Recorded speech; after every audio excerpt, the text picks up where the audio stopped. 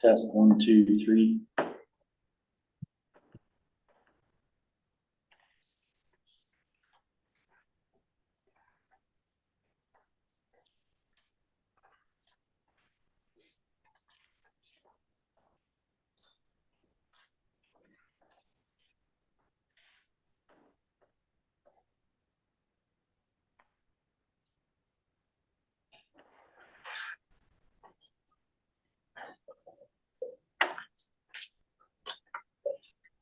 Test 1, 2.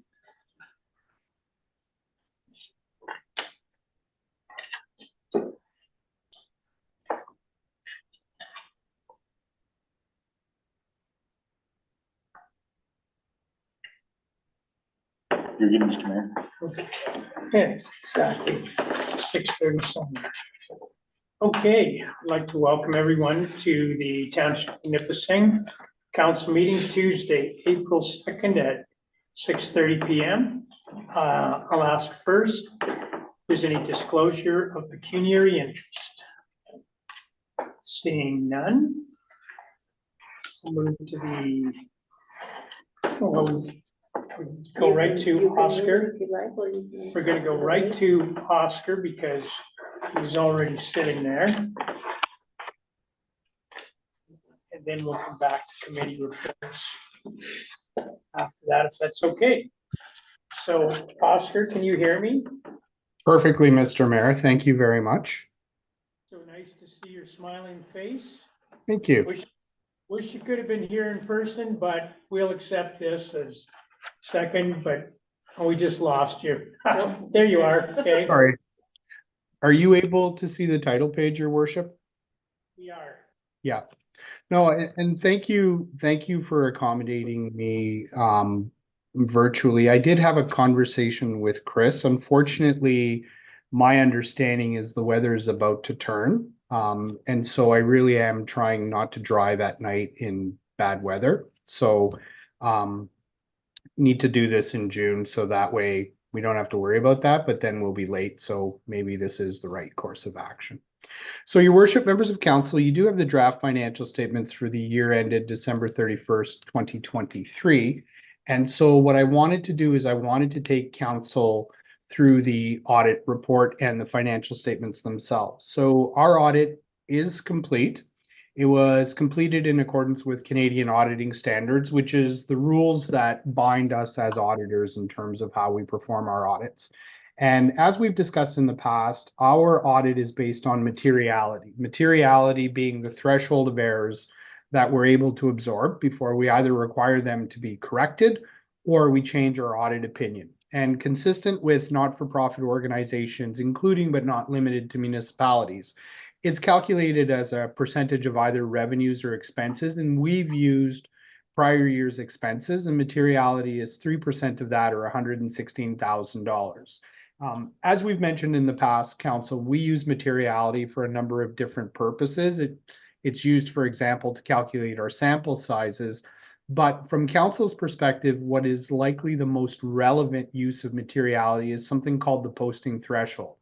And this is the level above which, if there is an error that's uncorrected, we do have to report it to council at this meeting. Materiality drives the posting threshold. The posting threshold is 5% of materiality. So this year, that's about $5,800. And if you put it in perspective, that's about 0.12% of total revenues for the municipality. So that, council, is basically the level of precision that we have from an audit perspective. We are prepared to issue what's known as an unqualified audit opinion on the township's financial statements. This is the highest level of assurance that you could receive under Canadian auditing standards. And basically, we need to do three things. One is we need council's approval of the financial statements tonight. We need to obtain a management representation letter, which is a statement provided by your staff that confirms certain assertions made to us. And then we basically have to put that in our files and we're done. So we are prepared to issue financial statements basically tonight or first thing tomorrow morning from an administrative perspective. The audit has gone well. no issues that we've encountered that we need to disclose to council, no disagreements with management, no internal control deficiencies, and no audit differences, sorry, above our posting threshold. And so when we describe this as a clean audit opinion, this is about as clean as it gets. What you will notice, council, is when you go through the financial statement, there is some stuff inside the audit opinion and in the financial statement notes that deal with new accounting standards. So as I'll discuss, there's a couple of new accounting standards that have come out that have impacted municipalities. And so in the audit opinion, you can see on the bottom of the first page something called an emphasis of matter. In Canada, when you apply a new accounting rules, you go backwards in time and apply it retroactively. So as auditors, we have to disclose the fact that you restated your prior year statements. So when we talk about the new accounting standards, there's actually 5 standards that have come out, and it's the Public Sector Accounting Board that sets the rules for how governments like municipalities report. 4 of the standards have had no impact on your financial statements. If you'd like to have a conversation about what they're like, I'm happy to have that discussion with you. I would suggest to you, council, it's not really germane to your financial statements. What you will find, though, council, is there is a new standard dealing with asset retirement obligations that has changed your financial statements. And what an asset retirement obligation is it is a legal or a legislative requirement for you to remediate a site, an asset, when it's at the end of its useful life. And so what you will find for municipalities, there's generally 2 of the most common asset retirement obligations that you will have is with respect to landfills, because under your certificate of approval, you're required to clean them up, and also asbestos in buildings. And generally speaking, council, if you've got a building that was constructed before 1995, there is a good chance that there is asbestos someplace in the building. So under the Environmental Protection Act, there's actually a requirement to remediate this. So there is a difference now that the new standard is in place between how you used to do it under the old set of rules and how you used to do it under the new set of rules. Under the old set of rules, if an asset was in productive use, it was something that you were continuing to use on a day-to-day basis, you didn't actually have to record the asset retirement obligation. That exemption, council, no longer exists. And so what that means is while you may have had asset retirement obligations in the past, because you were using the assets in the delivery of municipal services, you didn't have to set it up for accounting purposes. Now you do. That exemption no longer applies. The other amount that changes, council, is with respect to your landfill. And so if council will remember from previous discussions, your landfill liability, we would calculate the cost of closing it and monitoring it. And then what we would do is we would prorate it for how much capacity was actually used. If you use 50% of the landfill capacity, you recognize 50% of the number. Under the new standard, you now have to report 100%. And so what you will find, council, is your financial statements look different because you now have a liability that's different than what you would have had in the past. And when I mean different, I mean larger. Part of it is because you're recognizing asset retirement obligations for assets you didn't in the past. And part of it is because you're no longer prorating for your landfill. So when you look at your financial statements in 2023, there's approximately $3,533,000 of asset retirement obligation. 110,000 is the estimate relating to your building, and this is calculated based on the square footage of buildings that apply. Things like your salt dome, clearly no asbestos in that building. And then your landfill sites, $3.4 million. And this, once again, was recognized in the past, but it was prorated. As I've mentioned, council, when you have a new accounting standard, you do apply it retrospectively. So what you'll find is that we've restated your financial statements for 2022.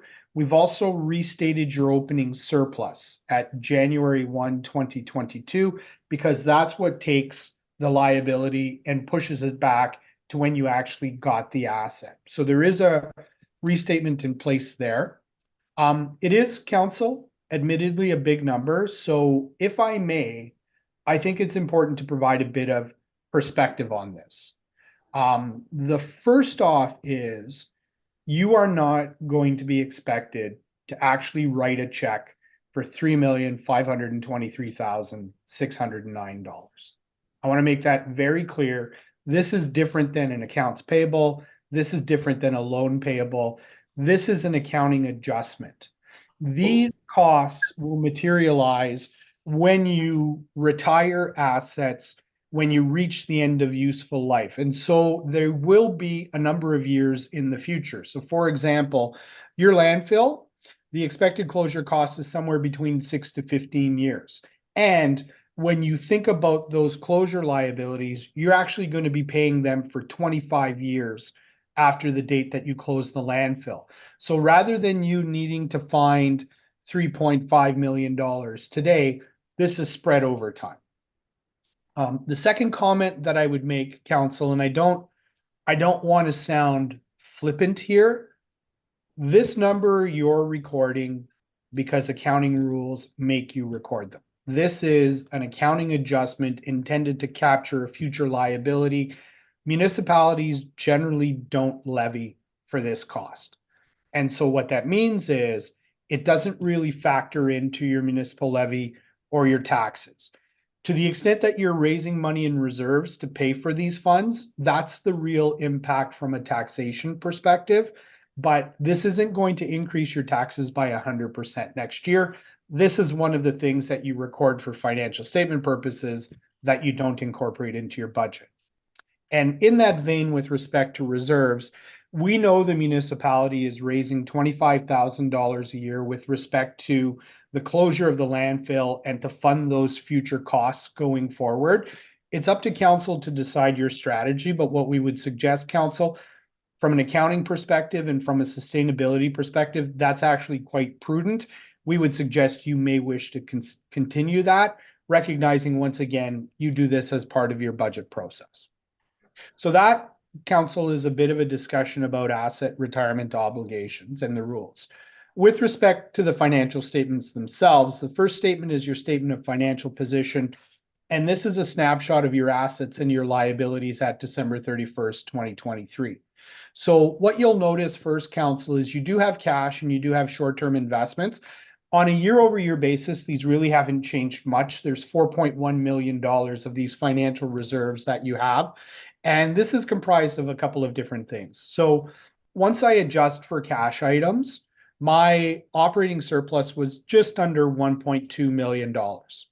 In addition, there was $460,000 of debt proceeds that were received during the year for the purchases of 2 vehicles / pieces of equipment, a new Freightliner truck and a compactor for your landfill. These would bring these numbers up. Offsetting it is $220,000 of principal repayments on your debt. This is basically your loan repayments, and also $1.4 million of capital. And what you'll find is you've raised enough money through debt financing and through your levy and other revenues to basically pay your debt obligations and pay your capital. So the numbers really consistent on a year-over-year basis. Accounts receivable are comprised of taxes that are owed to you as well as other receivables. These have gone up by about $62,000 on an overall basis.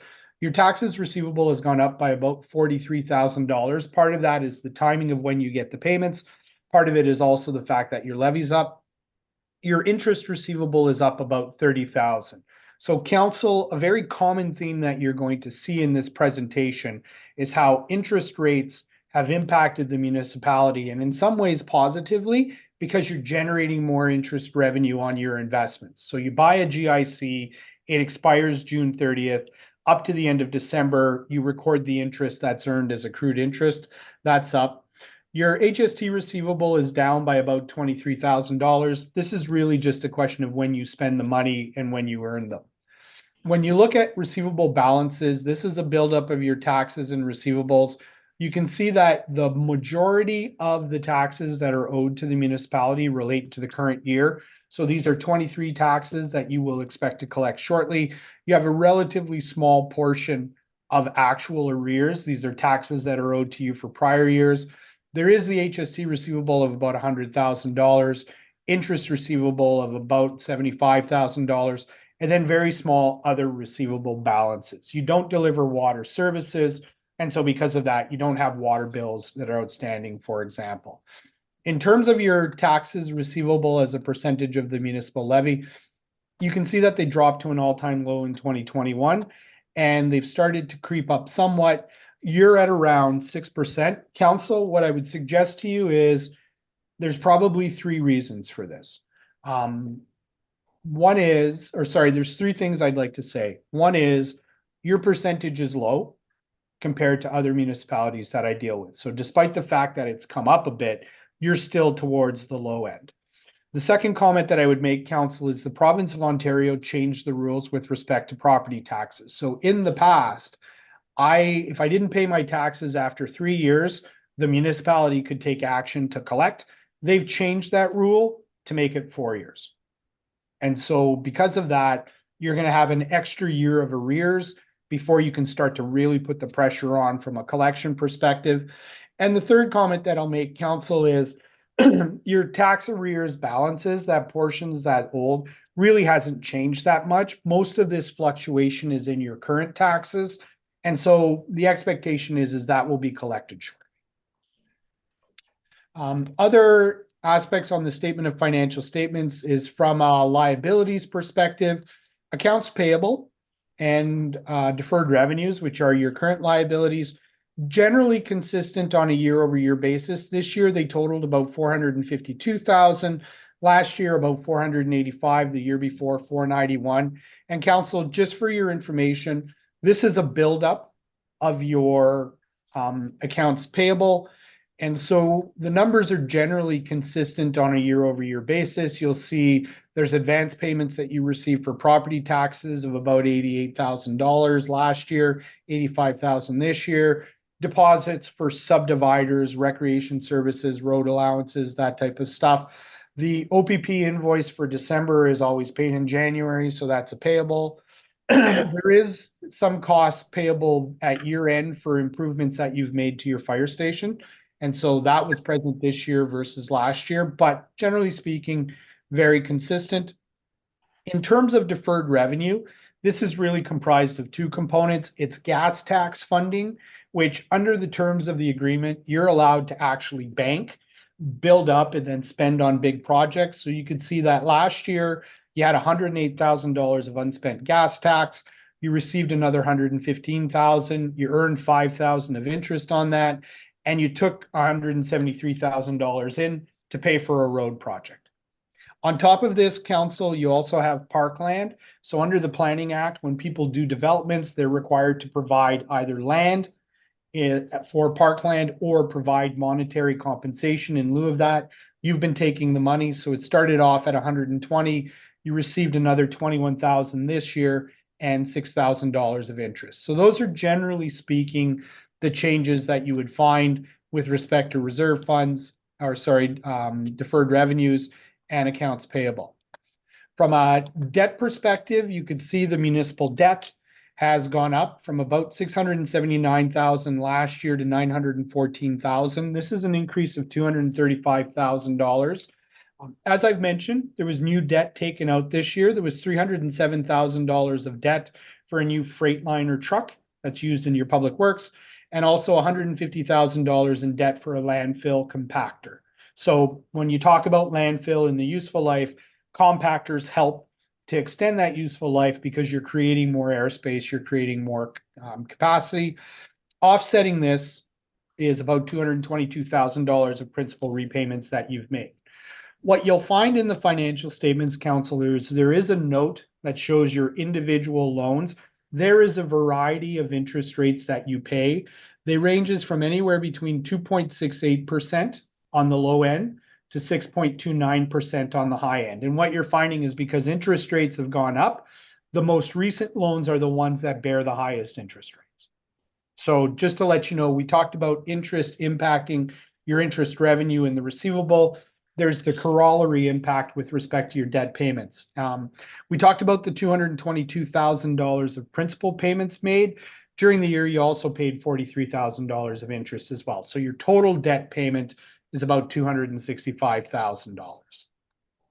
So we talked about the asset retirement obligation split between the buildings and the landfills. Not going to really talk more about that. Once again, an accounting requirement that isn't necessarily the need for you to cut a check anytime soon. Towards the bottom, you do have your non-financial assets. The biggest component is your tangible capital assets. This has gone up by about $675,000 on a year-over-year basis. And there's two things that impact this.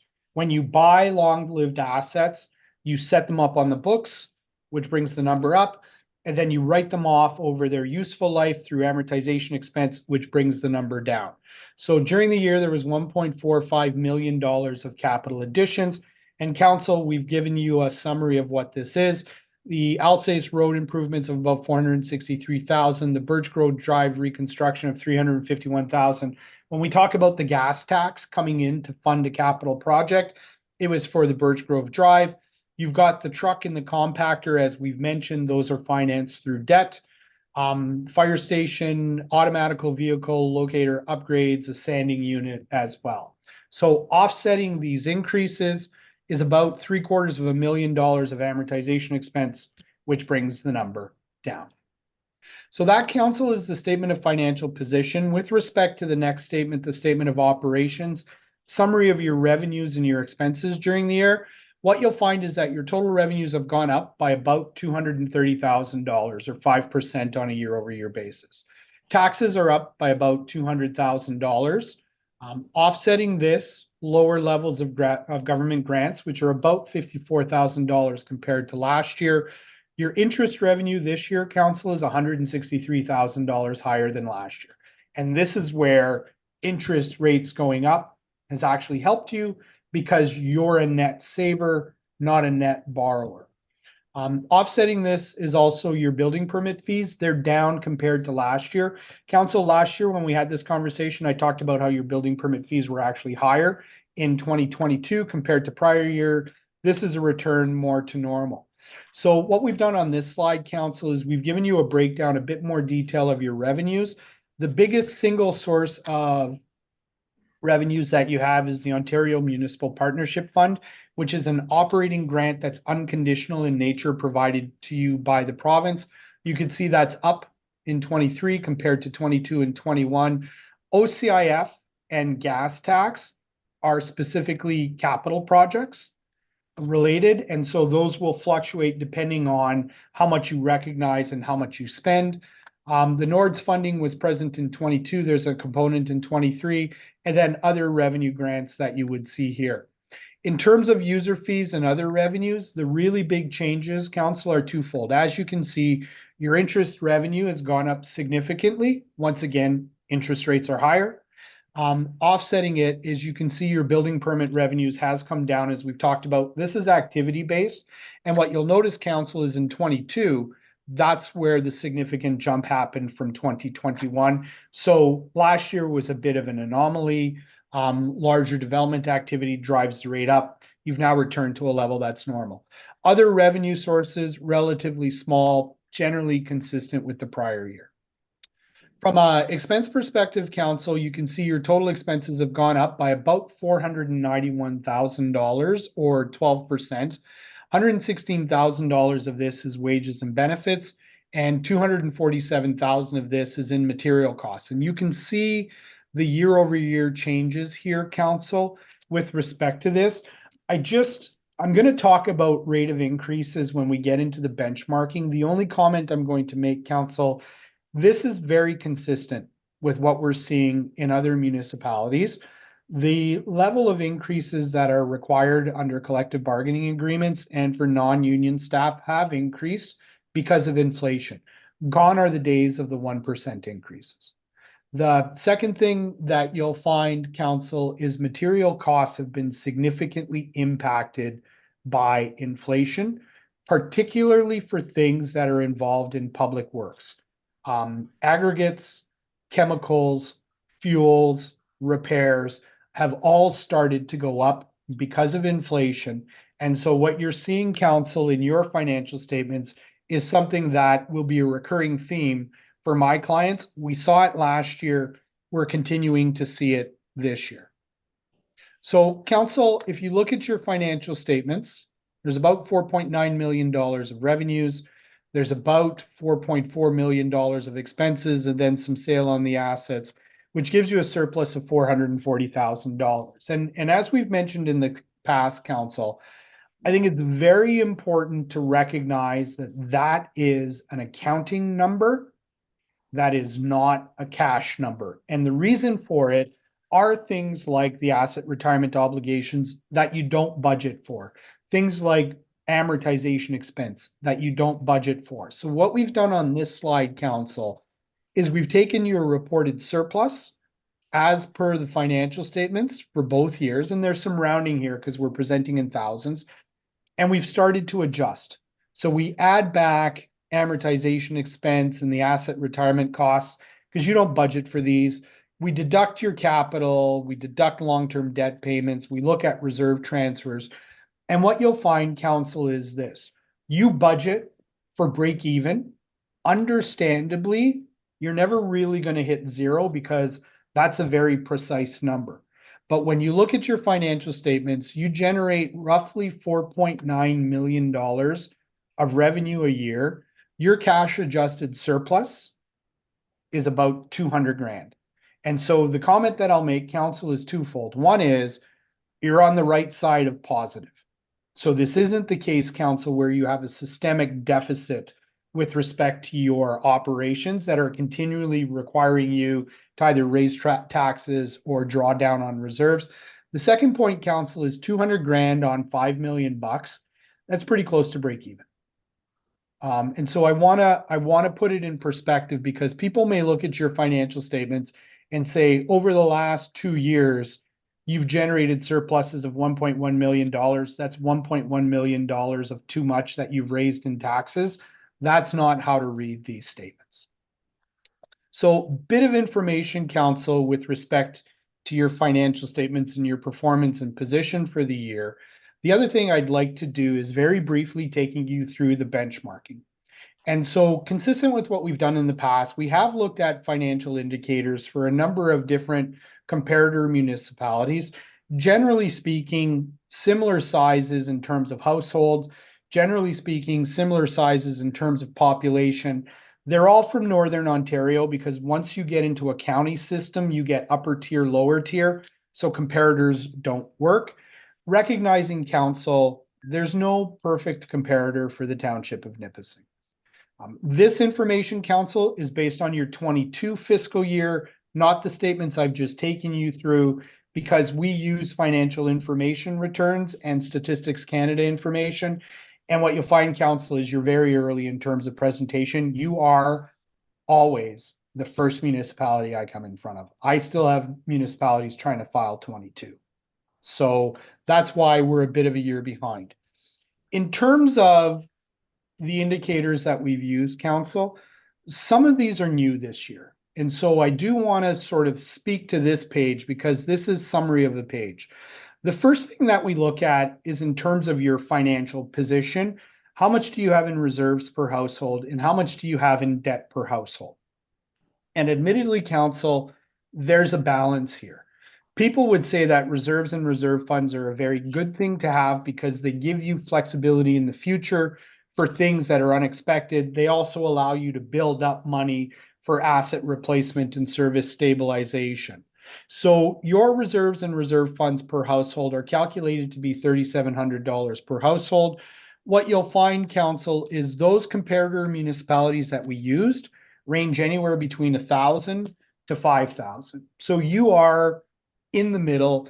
You're slightly higher than the average. The average is about $2,800. And council, I'm not an elected official. It's not my job to set budgets. My experience as an accountant over the last 33 years has demonstrated to me you can't really have too much in reserves because there's always stuff that comes up. Long-term debt per household, council, works out to be $671 per household. what you'll find is there's a number of municipalities that have no debt.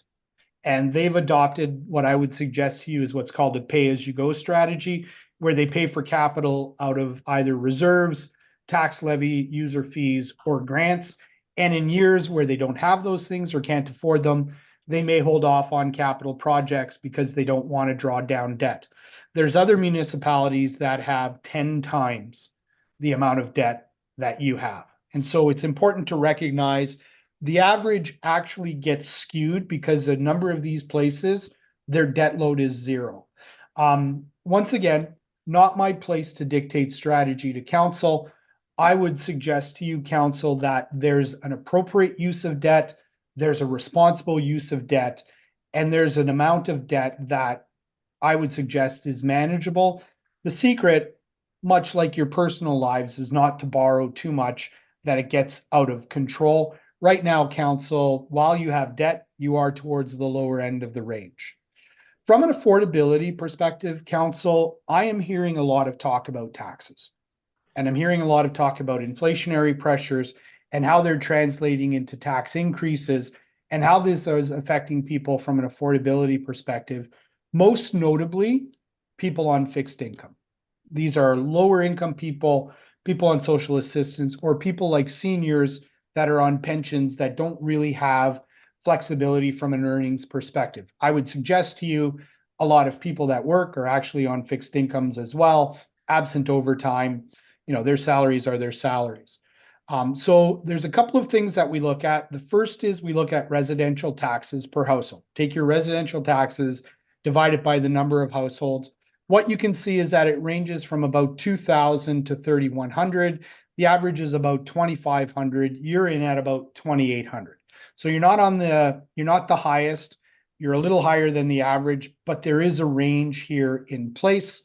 We also look at residential taxes as a percentage of household income, because the example I always use, council, is the town of Collingwood. Lovely town, but widely recognized as being affluent.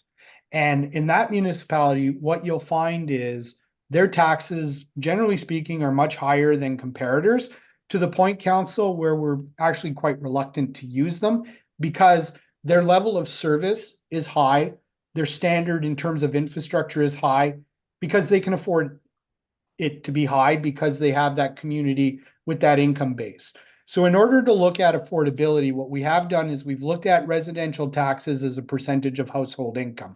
And this is the Statistics Canada data. Right now, for every dollar that the average resident of Nipissing makes, they spend 2.9 cents on municipal taxes. You can see the average, council, is about 3 cents on the dollar. So as a percentage of household income, otherwise what I would say is almost a bit of a cost of living measure, you're actually below the average. You're below the high, you're slightly higher than the low, but once again, this comes down to service and how you build reserves and that type of stuff. Now, council, I talked earlier when I launched into this affordability discussion about people on fixed income. I want to make this very clear. This is the average, and this takes everybody in the township of Nipissing. There are going to be some people where municipal taxes to them are not their biggest expenses. There are going to be other people where affordability from a municipal tax perspective very much becomes a concern. So I don't want to minimize that. I don't want to ignore it, but I do want to let you know we run averages. On average, your indicators actually within the range of your comparators. The other thing that we've looked at, council, and this is new this year, this comes down to inflation and the rate of inflation that municipalities are experiencing and how they're passing it on to their residents in the form of taxes. So what we've looked at, council, is what we call the compound annual growth rate. On a later slide, we call it CAGR or CAGR. And this is the average rate of increase in your operating costs outside of amortization, outside of debt servicing, outside of capital over the last 5 years. So 2017 to 2022. what you'll find, council, is that your operating costs on an average basis have gone up 3.32%. In comparison to other municipalities, the average was actually 4.8%. So your rate of increase in operating costs is actually lower than your peer groups. There are some that are lower, and this could reflect a number of different reasons, vacancies, service levels, what have you. But on the upper end of the range, there's a municipality where on average, their operating costs have gone up 7% a year. So in terms of inflation, your operating rate of inflation is about 3.3%. In terms of the tax levy, over the last 5 years, your tax levy has gone up by 3.8% on average. Once again, averages, council. You could see that from a comparator perspective, some municipalities have had an average tax increase of 0.6%.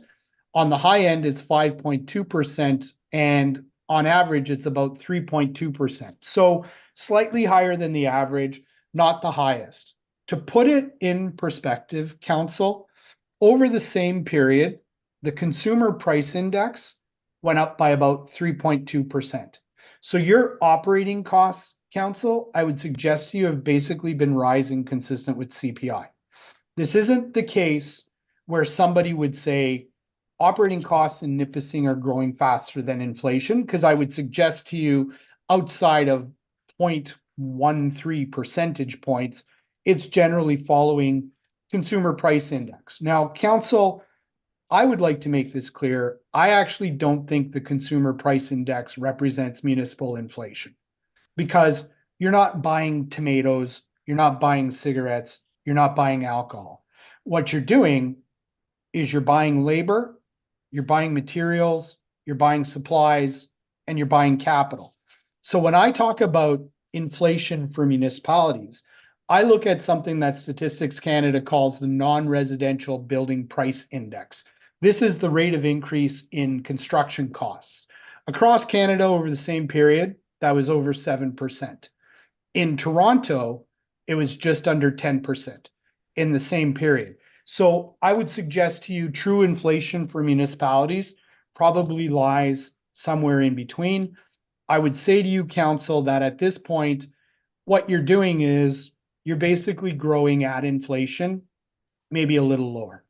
And so from a budgetary perspective, from a service level perspective, from a cost perspective and an affordability perspective, what I would suggest to you, council, is empirically, you've done a good job of managing affordability pressures on your ratepayers by basically tacking things to the rate of general inflation.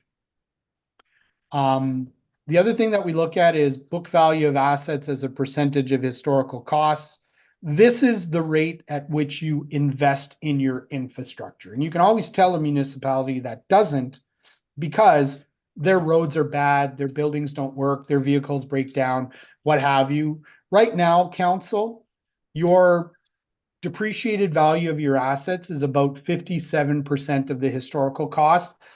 If it's at 50%, what that generally means is you're replacing as it expires.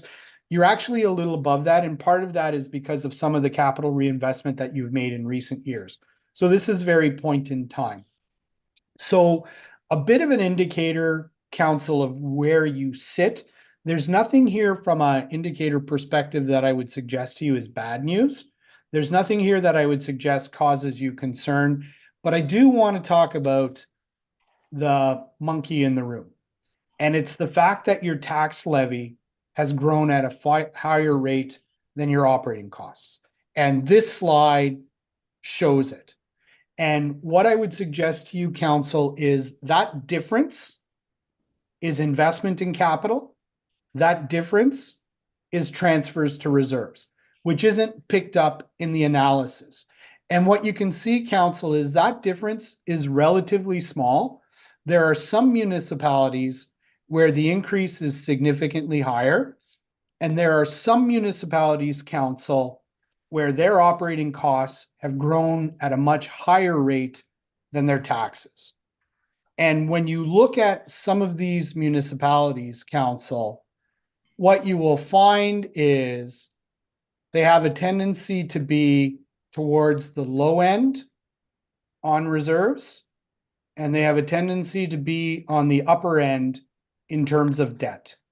And that's fine, council. As I've mentioned, it's not our place to dictate policy, but what the analysis would appear to show is some municipalities, in the interest of affordability, are grinding down capital investments, are taking higher amounts of debt financing, and in certain cases may actually be cutting back on their capital program from an affordability perspective. My municipality council in the early 2000s did the same thing, where spending on roads capital dropped from $28 million to $7 million, in the interest of affordability, and that's fine. I can understand that strategy, but what I would also tell you, council, is you could feel it on the roads. So it's important, once again, to look at things from an overall perspective, to try to understand the numbers. You are by no means an outlier in any of this. From an affordability perspective, your taxes as a percentage of household income, middle of the pack. So, there's the absolute numbers, there's the percentage numbers, there's the ratings compared to the municipalities. Nobody on this slide is wrong in terms of how they're managing their municipality. What they're doing, council, is they're taking different approaches. So, your worship, members of council, I can appreciate I've been droning on for an hour. My apologies for the length. I would like to thank you once again for allowing us the opportunity to serve. It is always a pleasure to be of service to the municipality. I would like to thank Chris for her support during the course of the audit. As I've mentioned, this is the first municipality that I've been to in terms of presentation. You guys are always first, and the reason for that is because Chris does a good job. If there are any questions, your worship, members of council, happy to answer them at this time. Council, I have no questions. I don't know if council does. I don't either. That was very clear. Did a great job, Oscar. Thank you. So no questions? None. So, We do have a resolution to accept or to adopt financial statements later in the meeting. okay, so Oscar, I'm sure you have something else to do tonight. And not to do us thrown on. Thank you, your worship. We'll see you again soon. Take care. Okay, bye. Thank you. Okay, so Well, that was different than the audit I was at last night. I had lots of questions last night.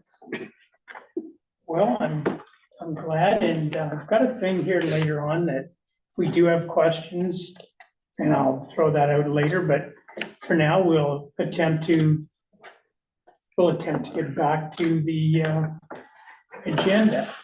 So as we get back, according to this, number 2, is committee reports.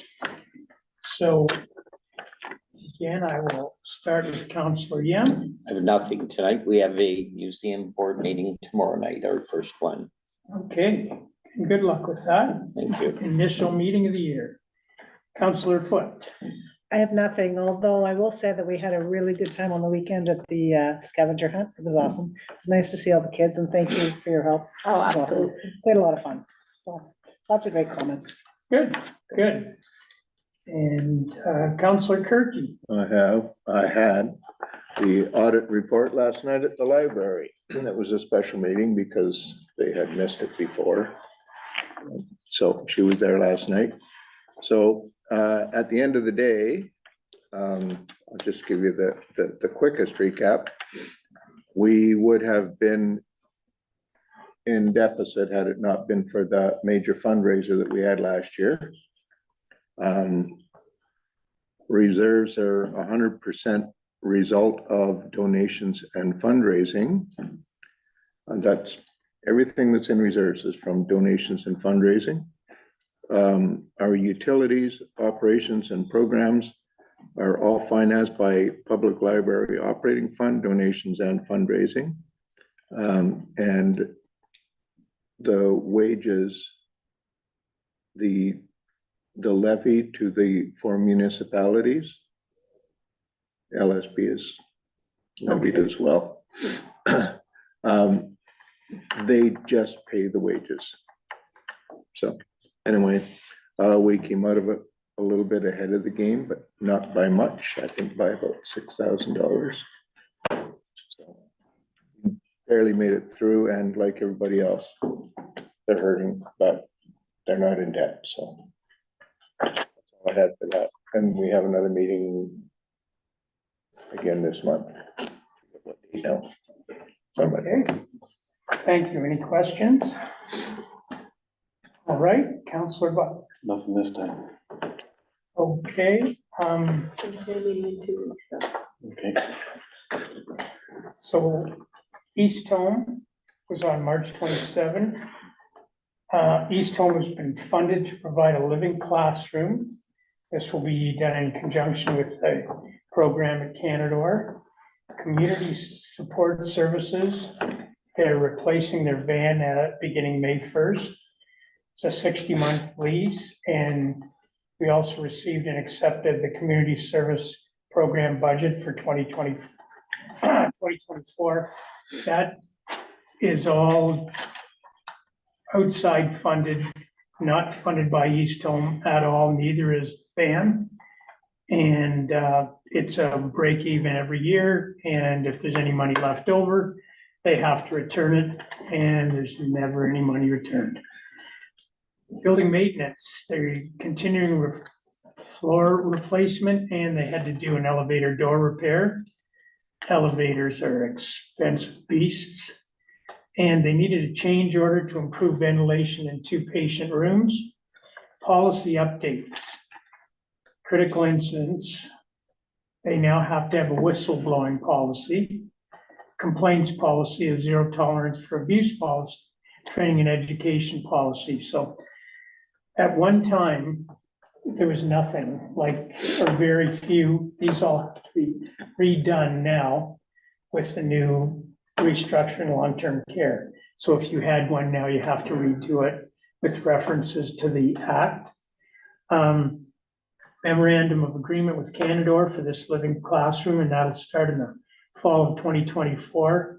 These people get, the new grads, get the standard Canadore hospital, whatever, but they're not prepared for seniors. So now they will get this extra senior training at East Home, and Canadore support it, and we will provide it. There's a memorandum of agreement with Canadore with Social Robots. And I haven't got to see one yet, but they go in and visit people, that kind of thing. And it's a research project, and they've got one in rec, and the people really like it. And I don't know why, but they like it, and it just buzzes in, buzzes out, whatever, and talks to them. And so right now it's a positive, so we'll see how that goes. At the annual general meeting, there were reps from 4 other municipalities. They listened to what we just did, the annual statement and the budget. All questions were answered, and invitations were made for East Home visits later in April. And the next meeting is April 24th. So, and the other one that John Paul isn't here, but he was at this meeting with me, and it's virtual now. We had, and that's Sturgeon Nipissing French Water Advisory Board. And this meeting was March 26th. MNRF reported snow reports were pretty well complete. We kind of thought so. They're beginning log operations, but not taking them out to fill Nipissing. They're starting to put logs in to fill Temagami, Tomaco, Martin, all those lakes. OPG had the same report. Well, first, North Bay Mattawa said they have 3 snow stations, one in Chisholm, one at the North Bay Golf Course, and one at the Chaudière Dam. And they said, and there's no snow. We were all surprised by that, but it's fact. OPG came out with basically the same thing. What they had left was 25% of normal, and they go as high as Shining Tree. So they're farther north. They had minimal snow level. Water levels in the South River may have peaked, so log operations have begun to build on the South River. They begun spring operations on sturgeon, but it's behind the South River Basin. Usually they let water out for a while. This year, they're damming it already a month ahead of time. They pointed out the Little Chaudière Dam is closed on the French. Other dams are closed as much as possible to allow water in the lower French for the upcoming spawn. Public Works limit outflow and continue to build Lake Nipissing at a rate of 1 to 1.5 centimeters per day. We need precipitation, but they are cautiously optimistic that the lake will reach navigation levels by May 24th. And we said next meeting, and they said, when we need one, we'll call you. So evidently, they have everything under control, and we have no worries about the lake water levels.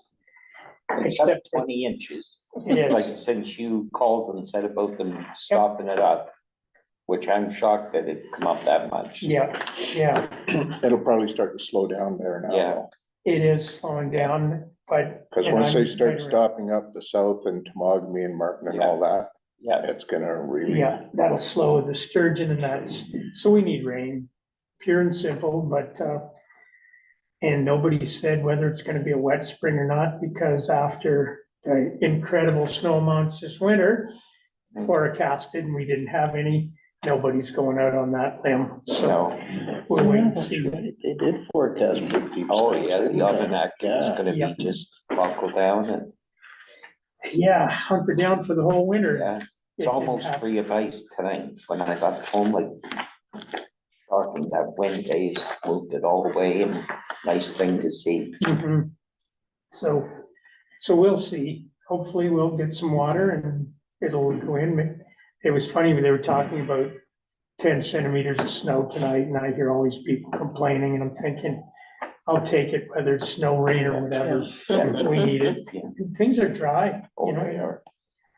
we'll be getting grass fires anytime now. Well, we're actually In and out. out on one now, Okay. looking for one. Okay, so committee reports, we'll go to number 3, adopt the minutes of the meeting held March 19th. So I need a mover and a seconder. Okay, I'm gonna go to that side with Councilor Curtin. Councilor Butler. It's number R 2024-070, moved by Councilor Curtin, seconded by Councilor Butler, that the minutes of the council meeting held March 19th, 2024 be adopted as published. All in favor? Carried.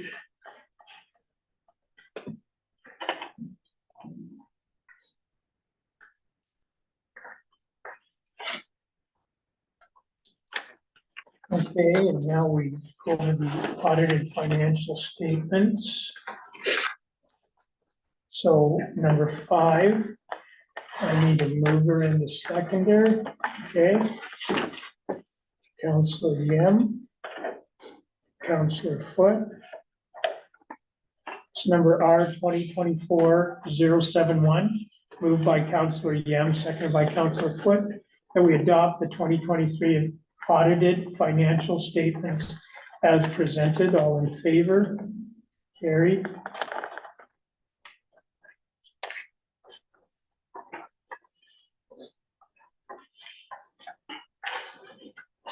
The next one was an addition, the amended, and this is number 6.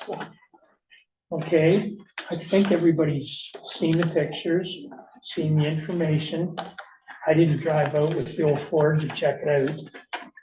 But anyway, I need a mover and a seconder, and then I'll ask for comments or questions after.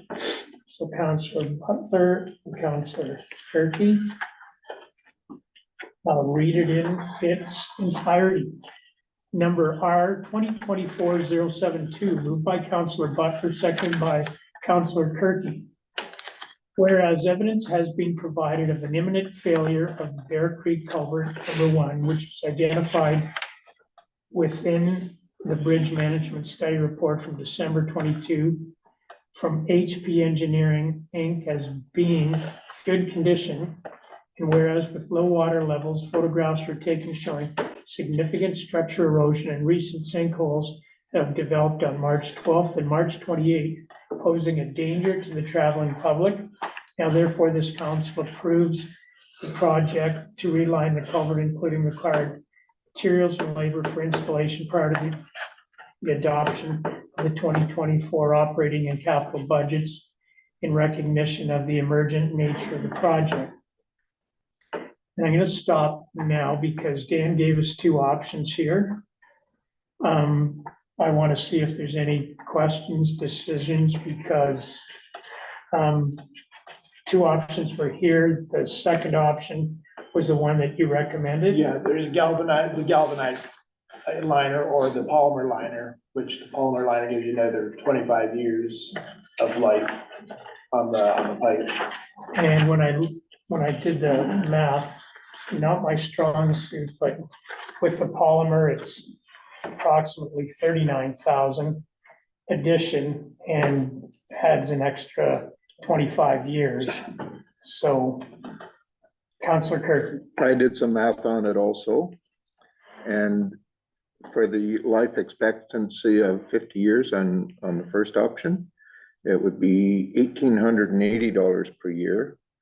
And with the life expectancy of 75 years on the second option, it would be $1,773 per year. So the second option over the life of it makes more sense, in my opinion. I have a hard time looking that far ahead, but I know the best interests of the township, it seems to make more sense.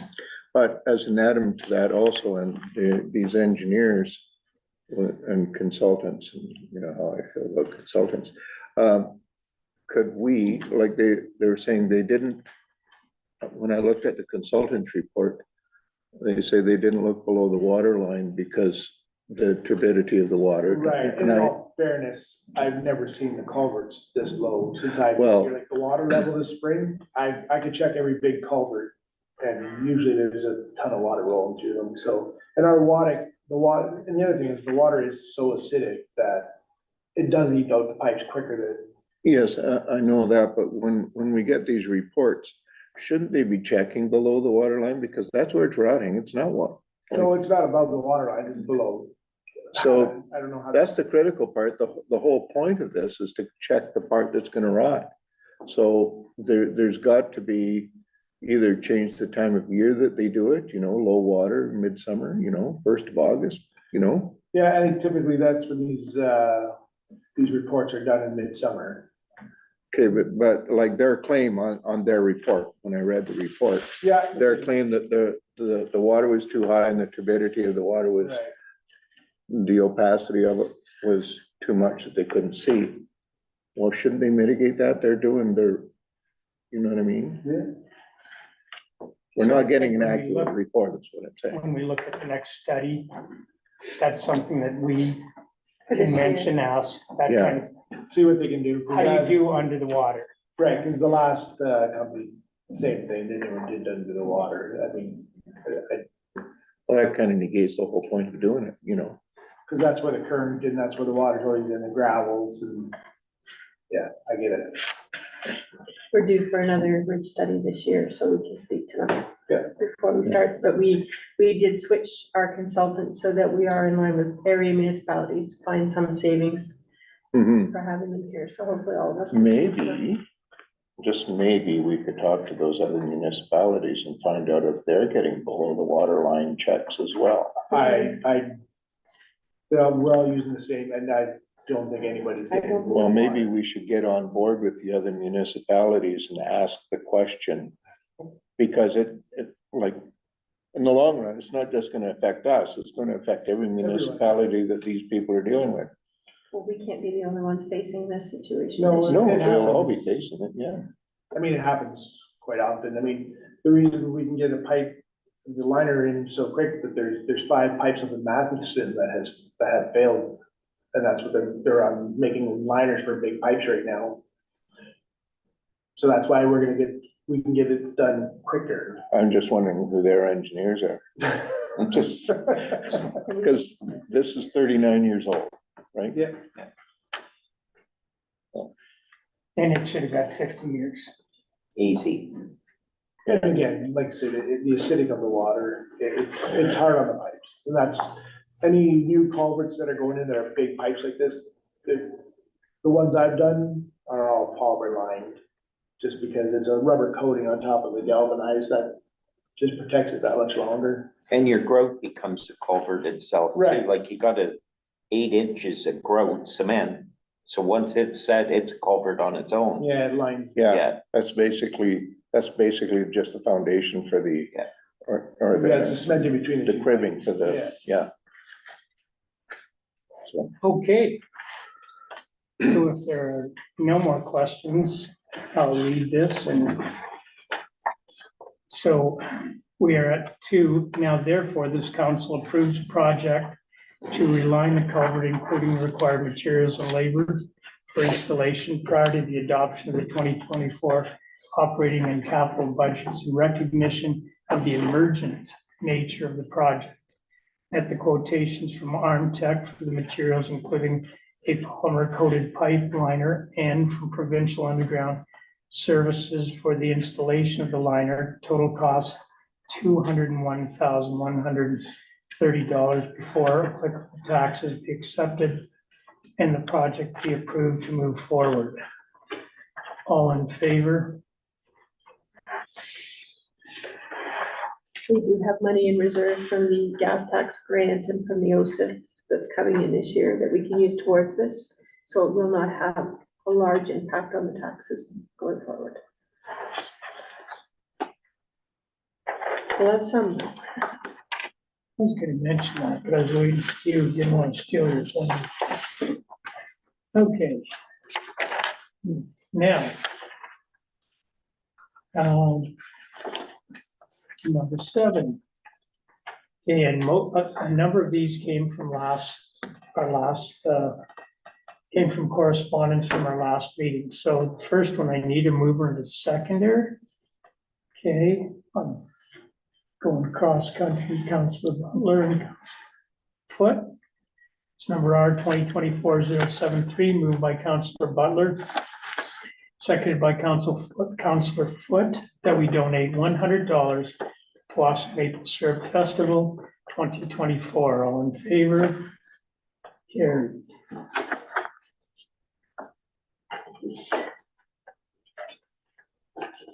Next one, mover and seconder for Blossom Ag Society. Okay, we've got, okay, thank you. Councilor Kirky, Councilor Butler. 2024-074, moved by Councilor Kirk, seconded by Councilor Butler, that we donate 100 for Boston Agricultural Society towards the 2024 Boston Fall Fair. All in favor? Carried.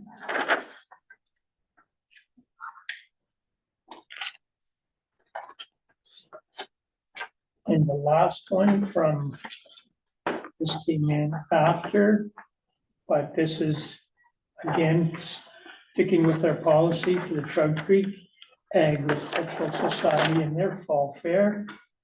Mover and seconder, okay, Councilor Yam and Councilor Butler.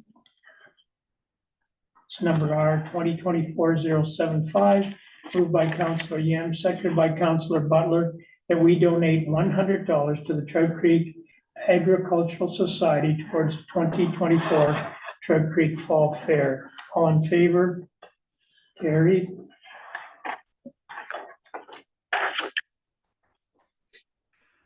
And that brings us to number 9. They need a mover and a seconder, and then I'm gonna open it for discussion. Okay, Counselor Foote and Counselor Kirky.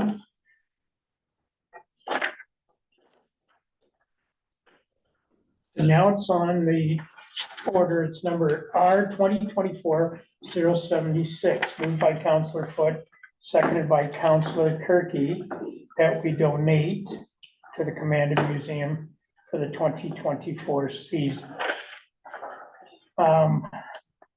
Being the old one on council, and this is what previous council had done, was with regard to the Commandant Museum, the Ag Society, all of those, we said at the time they asked for thousands, and we said in the future you'll receive the same as every other. And that is a $100 donation, and that was done in a resolution, and that was probably, I don't know, quite a while ago. Okay, so I just want to give you that back info, and then I will let you discuss. They've asked for $2,000 Towards operating expenses. toward operating expenses. Comments or questions?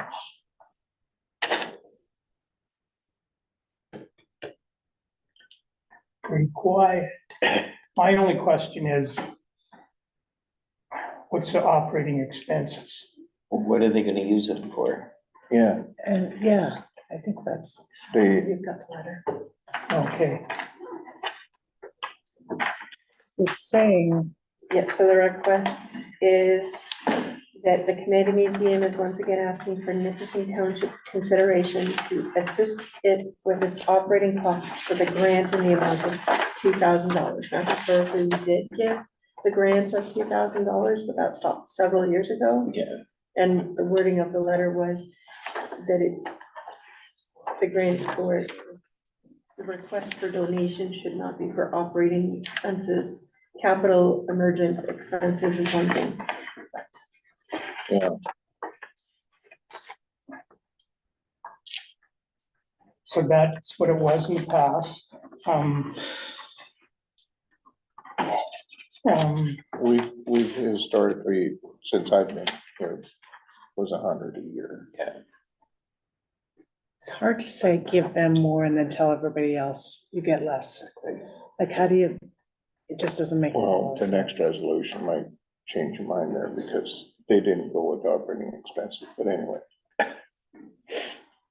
So I'm hearing $100 that we treated equally like everyone else. Yeah.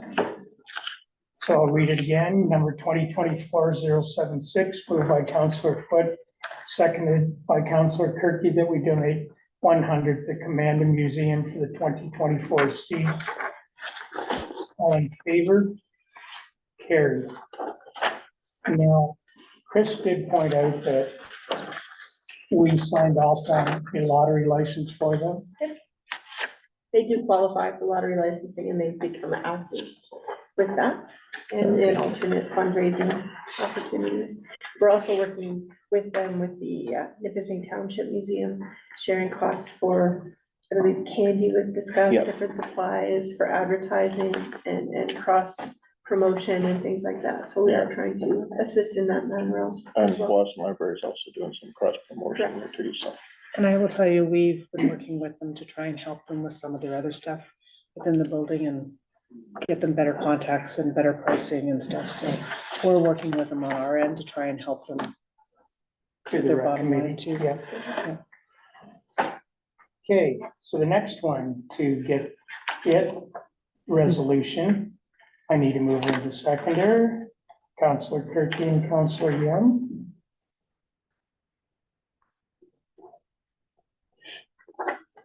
Okay, it's number R 2024-077, moved by Counselor Kirky, seconded by Counselor Young, that we donate to the Commandant Community Center for the 2024 season.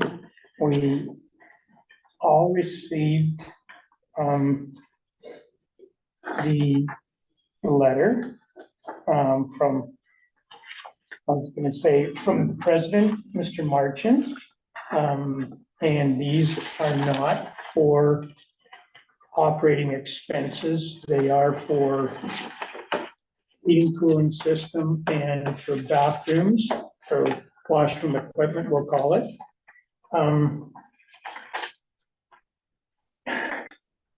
And again, I will open the floor to see what you have to say on this regard. Now, the one comment is we have used it before for polling station Number and of activities. yes. number of activities. The one suggestion that was made is that in the future, perhaps we should rent it like anybody else Mhm. and be a partner in that manner. So that was the one suggestion. Otherwise, these are capital costs. They aren't emergent, but they are capital. And again, we go over all of this. I guess the question, I know at the Pines and East Home and whatever, we've been hammering at accessibility grants. I think you've done the same. The bathroom thing, I question whether should have been an accessibility grant. I'm not sure. Yeah, I'm not sure if they applied for it. And that's where I haven't looked into this enough. The other one is with the heating and cooling. I did look into that because the government incentive was out there. If you went from gas to electric, I missed the gas part and applied for it. I already had electric, but it didn't work well and I got shut down immediately. But the government paid For the heat pumps. for the heat pumps, and that's what we're looking at here is a heat pump. And I wonder, did they not qualify? well,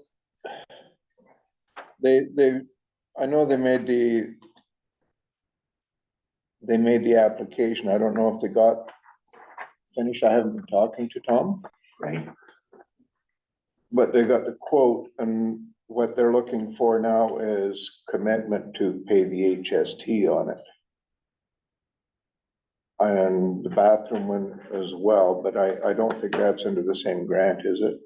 no, So, the bathroom would be under accessibility. yeah, And the other one would be the conversion program or leaving fossil fuels. So my other question, I guess, would be if they don't get the Trillium grant, then they're not gonna get the heat pump, and then they're not going to have to pay sales tax. So do you advance them that money, hoping that they get the Trillium grant? Or do you say, come back to us when you get the Trillium grant? well, we can do an in principle with a caveat, should you get and your it, big we'll cover words. you. Caveat, yes.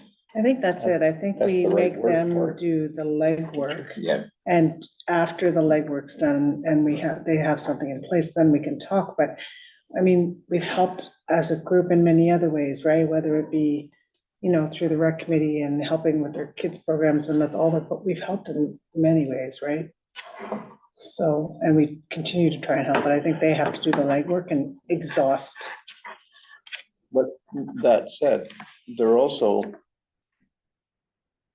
part of the community that's far enough away, just because of the geographical size of the township, that they tend to do their own thing out there. But they're still a member of our community. And that is where community out there comes together. So, True. tough one. It is. but it's not our building. I realize it's not our building, but it's our ratepayers who use it.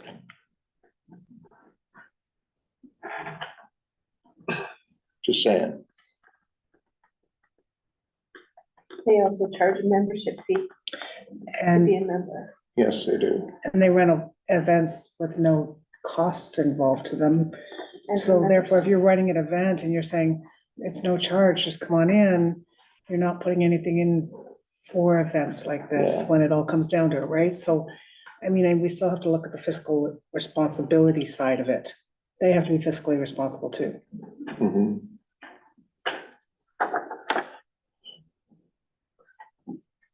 Well, I think if we just said $100.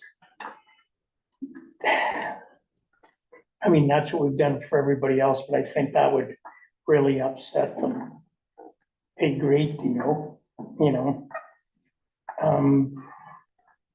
The other comment is, I think you brought up some good questions. They have had members only events, so that's not open to the community. It's only open to the members. They haven't charged for things, and maybe that's because so much has been, you know, donated. And that's, you know, where they're, you know, why they don't have to charge, but, you know, the other thing, and I know this doesn't help for budget wise, do we defer until they explain, you know, what we're funding? Because you've all brought up some really good questions today, you know, whether, you know, did you apply? Are you going to members only? You know, that kind of thing. So perhaps they could just invite them to come and answer those questions.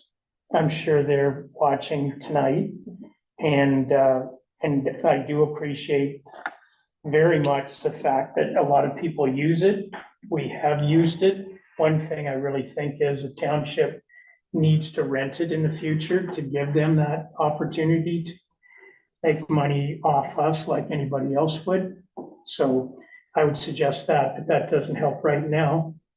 And otherwise, I would suggest we defer this. And if they would like to make The next meeting will be a budget meeting, so that would be very good. if they would like to have a delegation and Tom could come and explain how they're doing it or why they're doing it, that kind of thing. And we could look at it then if everybody agrees. Mhm. Okay, so in that case, we will defer. And I apologize, I don't have the answers, you know, and so we will by the next time.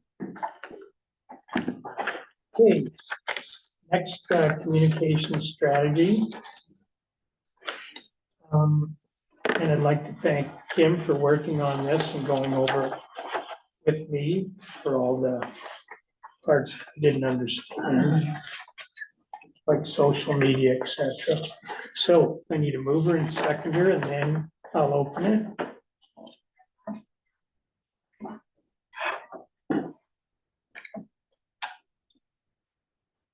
So it's number R 2024-077, moved by Councillor Butler, seconded by Councillor Kirky, that we approve the Township of Nipissing Communications Strategy Policy Document identified in the Strategic Plan 2023-2026, effective and efficient municipal services, objective of communication with residents.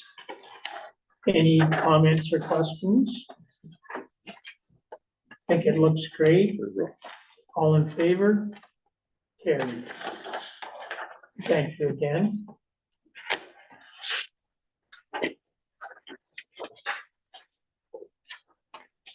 The mover and the seconder for the next one, and Councillor Butler and Councillor Yam.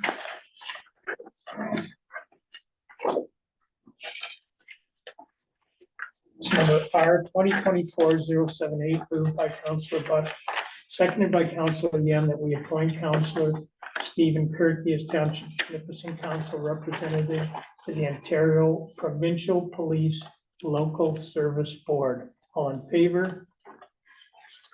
Carried with enthusiasm.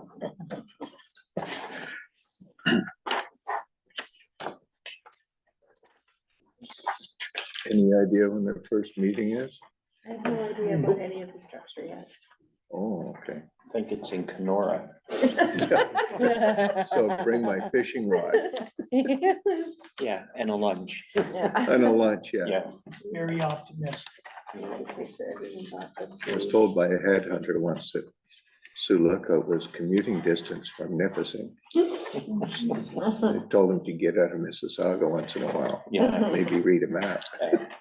yeah, just a little bit above Barry. Yeah. Just above Highway 7. That's right. The next one, to join Steve. Oh, We've had expressive interest from 3 candidates. We emailed the third one today. That came in. So you should have 3 of those, If you don't, I can make copies right now. or I can send you mine, because I pretty much. Yeah, we didn't get them. That's why I was looking at this one. I think I missed something. On your phone. it's on my phone. Okay, so we have 3 candidates, all extremely well qualified. The one gentleman made a point of coming to our last meeting. And sitting here, he also made a point of coming to the spaghetti supper. And he's been at, sitting right over there for a number of our, I guess, our open houses, we'll call them, or any presentations that were made. I've read them all. Like I said, they're all extremely good. He would be I would recommend him. That would be Sean Mahoney. But if somebody else wants to put somebody else down, we could certainly discuss them, but If everyone didn't get the third letter, though, they haven't had a chance to review it. Okay. I read the third letter, pretty well qualified, but don't know who it is. Yeah. Don't like 29, up this end somewhere, right? Sean's a real good man. I've heard him speak here during town hall meetings, and he's spoken on police matters. Yes. he's the I gentleman know that who you're talking suggested about. that Yes, I know who you're Yeah. talking about. Yeah, times the police may have Yeah. other things that they need to do. But anyway, I mean, we can defer this as well, or we can just move on with Mr. Mahoney. I'm okay with that. Okay, and I need a mover and a seconder. I'll go to this side. Counselor Foot, Counselor Yam.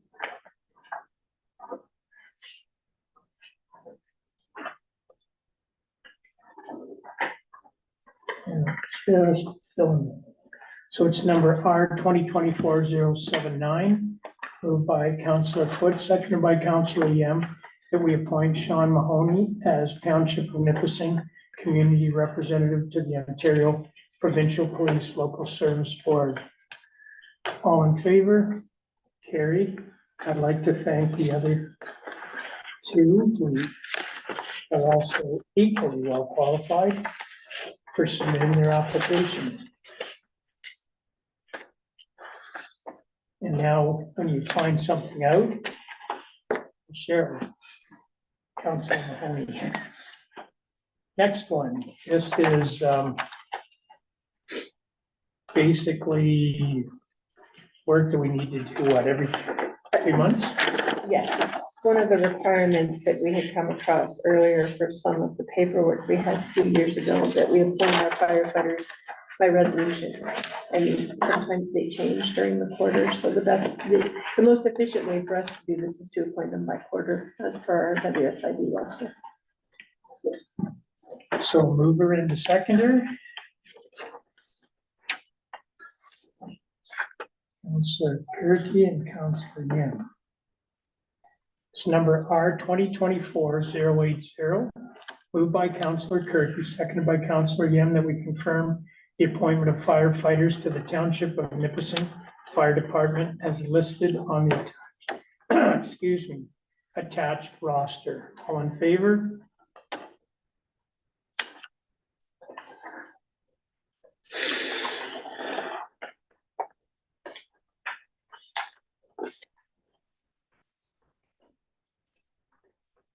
Okay, and we all got the human resources. And this is just the start, okay? Mhm. And Kim worked on this as well. And these are a lot of things for paperwork, a lot of changes like CAO to administrator, and then all the new things that were on the bottom that I thought were incredibly interesting. And the family compassionate care leave, family responsibility leave, family caregiver leave, critical illness leave, child death leave, time-related child disappearance leave, domestic or sexual violence leave, organ donor leave, reservist leave, and family medical leave. So those all had to be added because we didn't have any of those. So thank you for adding those. There was a couple other ones that were just updated in the accessible customer service, AODA, and then other ones that we had put in ourselves, like the social media policy and things like that, that were also added to the policy manual, so. So if there's no question about this, I'll get a mover and seconder. Councilor Butler and Councilor Foot. It's number R 2024-081, moved by Councilor Butler, seconded by Councilor Foot, that we pass bylaw number 2024-17, being a bylaw to adopt the human resources policy procedures manual, read a first, second, and third time, and pass the second day of April 2024. All in favor? Carried.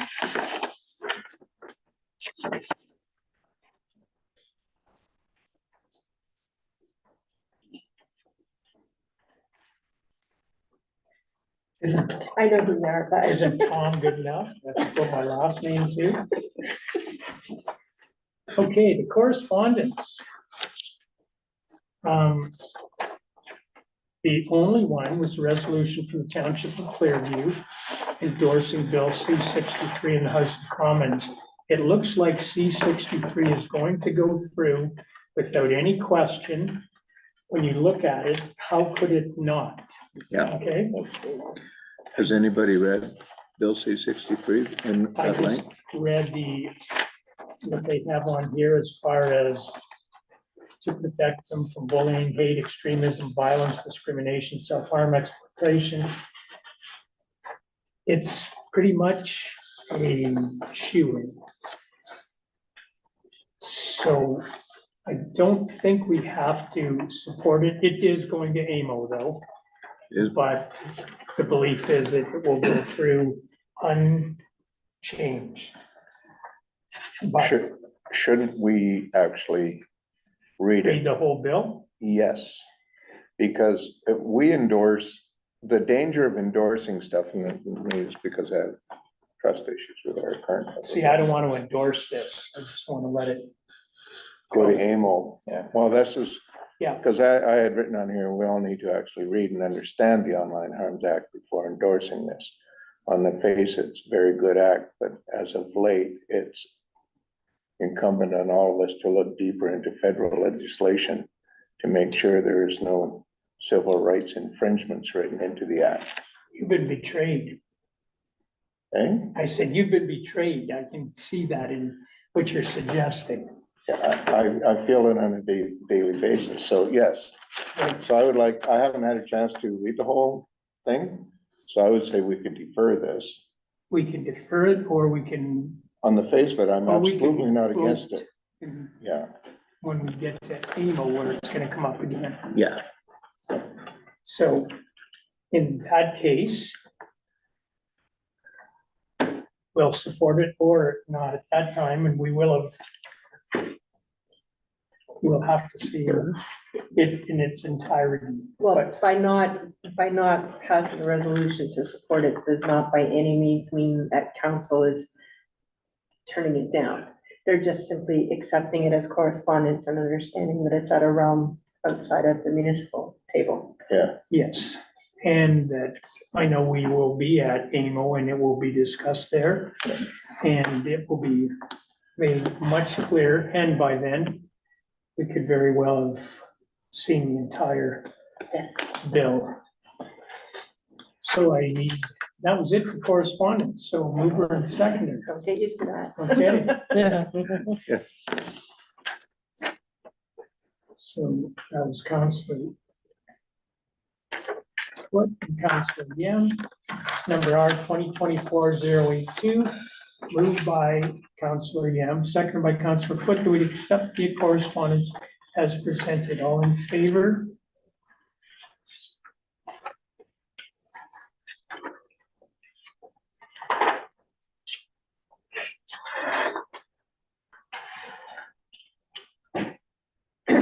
Okay, statement of accounts. I'll get a mover and seconder, gentlemen, so we couldn't even do that.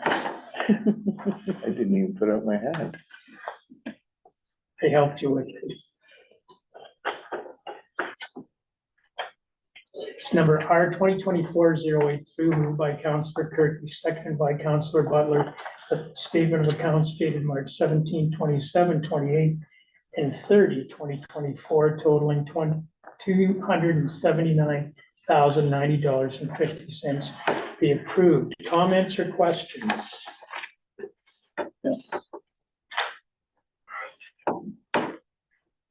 If you see anything, point it out to me.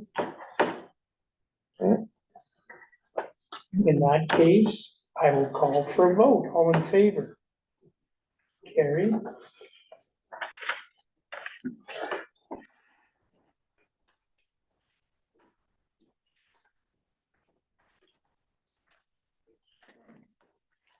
Okay, the next one is confirming bylaw.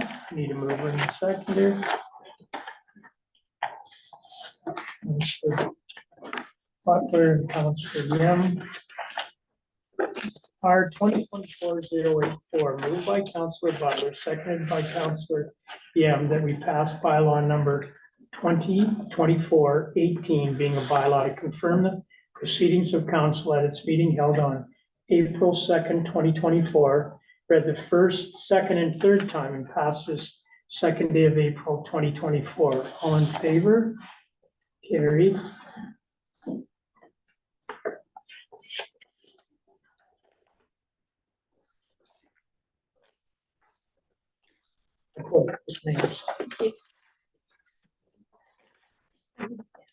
Yep.